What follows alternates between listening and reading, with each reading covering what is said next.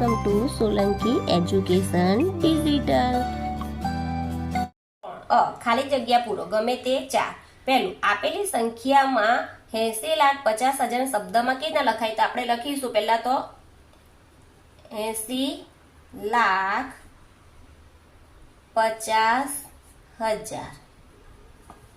લંબચોરસમાં ખાલી જગ્યા ખૂણા આવી છે. જો આ લંબચોરસ છે, તેના કેટલા ખૂણા? 1, 2, 3 ને 4. એટલે અહીંયા લખીશું 4 ખૂણા હોય છે. 6 અને 12 ના સામાન્ય અવયવ ખાલી જગ્યા છે, તો અહીંયા આપણે પહેલા 6 ના અવયવ પાડીશું. તો પહેલા 1 વડે પણ આવશે, 2 તાલી 6, 3 દુ 6, 4 તાલી 4 નહીં આવે, 1, 2, 3 ને 6 એકુ 6.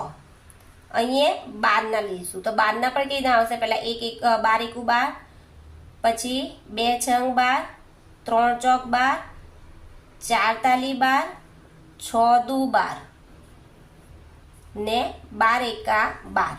હવે આને સામાન્ય અવયવ બનાવીશું. તો આમાં સામાન્ય અવયવ કયા આવશે? પહેલા તો 1, પછી 2, 3 ને 6. દરેક સંખ્યાનો સૌથી મોટો અવયવ પોતે જ છે. કોઈ એક વસ્તુના 4 સરખા ભાગમાંથી અડધા ભાગને અપૂર્ણાંકમાં લખાય છે.